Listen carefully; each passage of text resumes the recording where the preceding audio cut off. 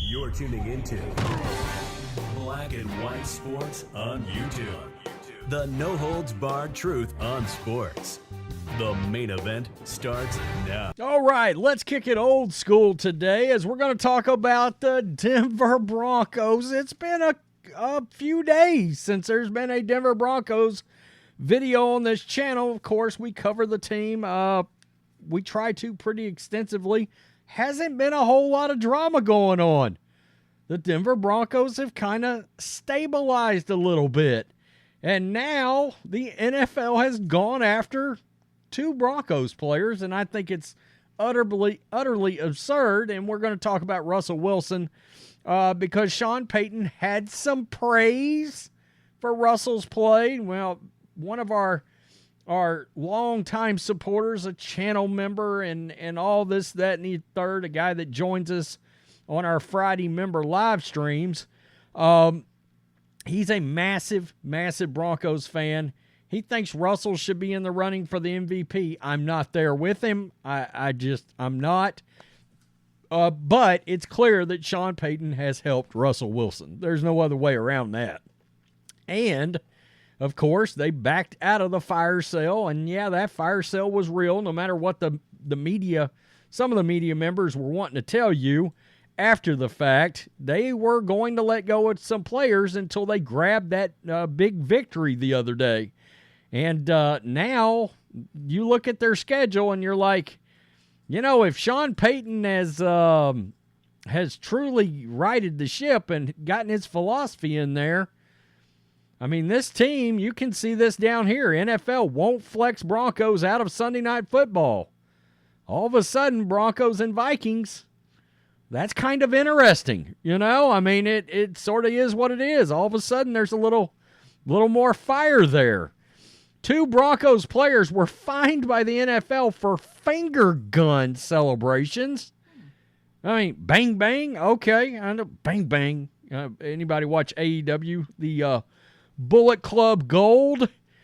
Come on, guys. I mean, this is part of the NFL. This is... you know, it's sometimes known and is coined the no fun league. And I'm not big on these really scripted celebrations and all that, this, that, and the other. But I'm so tired of ticky-tacky crap from the NFL like this, too.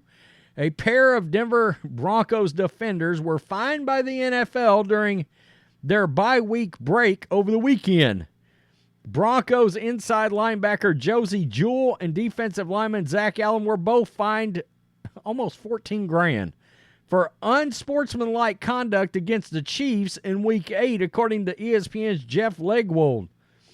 After Jewell sacked Chiefs quarterback Patrick Mahomes in the third quarter, the linebacker, nicknamed the Outlaw, what a great nickname, celebrated by pretending to shoot in the air with finger guns. I mean, come on.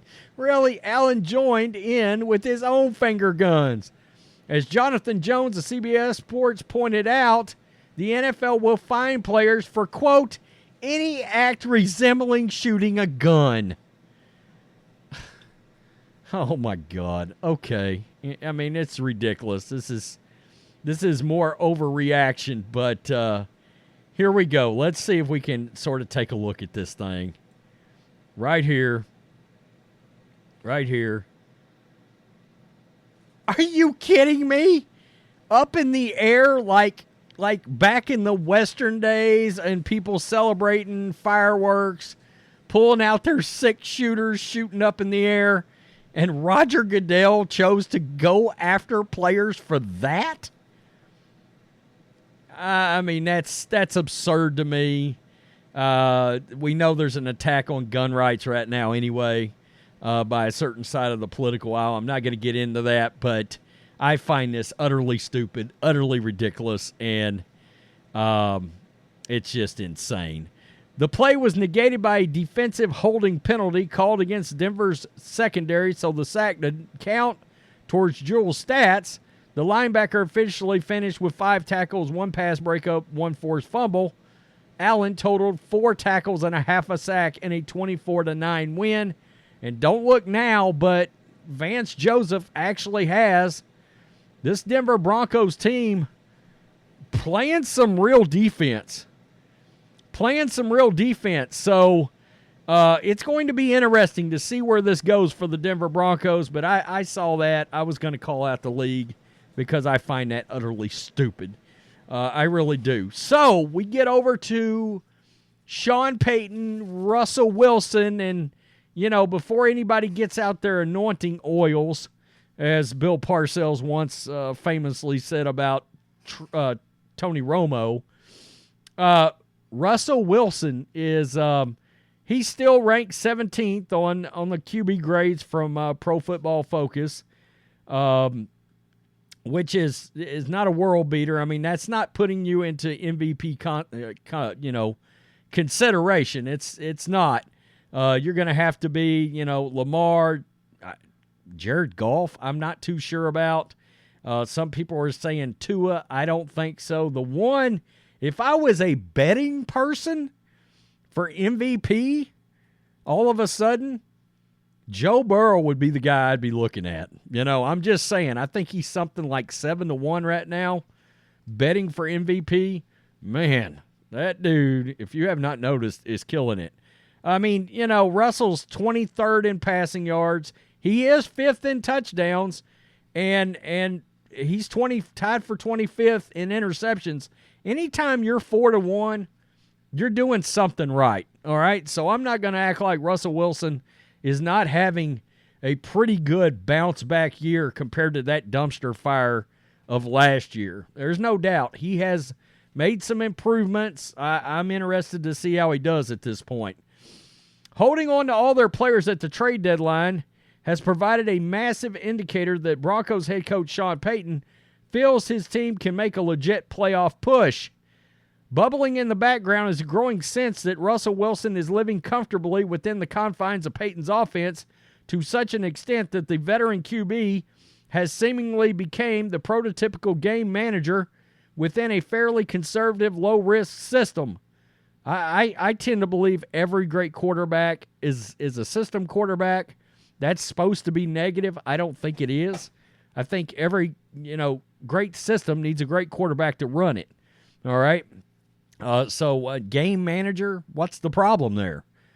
Game manager, a lot of times, if you've ever noticed game manager quarterbacks win a lot, they just win a lot of games, They called Tom Brady a game manager during those first 3 Super Bowl runs. He was a pretty damn good game manager, I think. Traditionally, Payton protects his quarterbacks until they manage to gain their sea legs.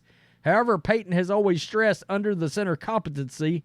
On Monday, it was no different when Wilson's 2023 statistics were presented to him by the local press. Look, Payton was like, let's hold on now. Quote, those numbers are all good. The most important thing is we're playing as a team and how we're playing as an offense, Payton said. The number one job is to get us in the end zone. The things we've seen I've been encouraged with are off-schedule plays. He does a great job of working the pocket and climbing the pocket. And he goes on to give his actual statistics that I just talked about, completing 66% of his throws. I always talk about that's my most important statistic with quarterbacks. Are you accurate? He stands at a 101.7 QB rating, no doubt.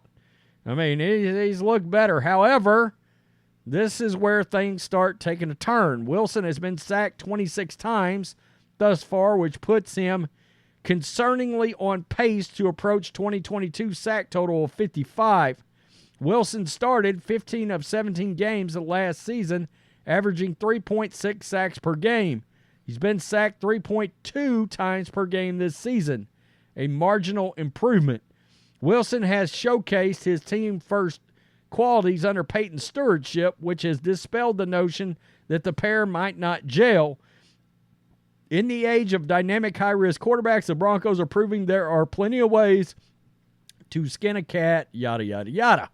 Quote, he made a really good throw to Jerry Jeudy last week. Doing that, Cortland, the same way, Payton said of Wilson, then continuing to look at reducing the turnovers, managing the game the right way, and understanding who we're playing and how we're playing it and all of those things. In order to really get a beat on how well Wilson is taking to Payton's coaching, it's important to recognize what the veteran quarterback has been through in recent years. Considering all the new information Wilson has been tasked with assimilating over the past few seasons, it puts his early season production thus far into perspective. Quote, that transition for him so far, he's in his third offense now in 3 years. Every day he's working at it. Every day he's working his tail off. I would say, to answer your question, there are a lot of things we've been impressed with, and he's doing very well. There are some things that obviously he wants to improve on, and collectively that we want to improve on offensively. So, the one takeaway here is that I will say this. I think Sean Payton still wants another quarterback. And I think if he gets a chance to draft another quarterback, he will do it.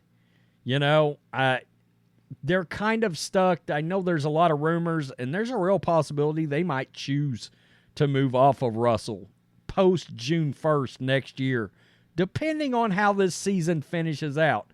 If they make the playoffs somehow, maybe if they win a playoff game, I think it would take something to the extent of maybe Russell getting up to 30 touchdowns and actually sneaking into the playoffs. And if you could pull an upset, I think Russell Wilson's job would be somewhat safe for next season. But I think outside of something like that, I think there's a chance that Russell Wilson might still get replaced for next year. I do, even with the statistical improvements that you've seen out of Russell. So Broncos do look better. Their defense looks a lot better. Their defense looks a lot better. All of a sudden, I looked at their schedule yesterday, and I'm like, there's some games where it's sort of a coin flip now. We'll have to see. This looked like it was on a disastrous trajectory for most of the season, and then they've sort of leveled out. Peyton's culture seems to be taking over there. We'll have to see. We'll have to see. I'm still not real super sold on Russell Wilson. And listening to Sean Payton's comments, I'm not too sure he's fully sold yet either, to be honest with you. Tell me what you think. Peace. I'm out. Till next time. Thanks for watching the show. Be sure to like, comment, and subscribe. Be sure to tune in next time on Black and White Sports.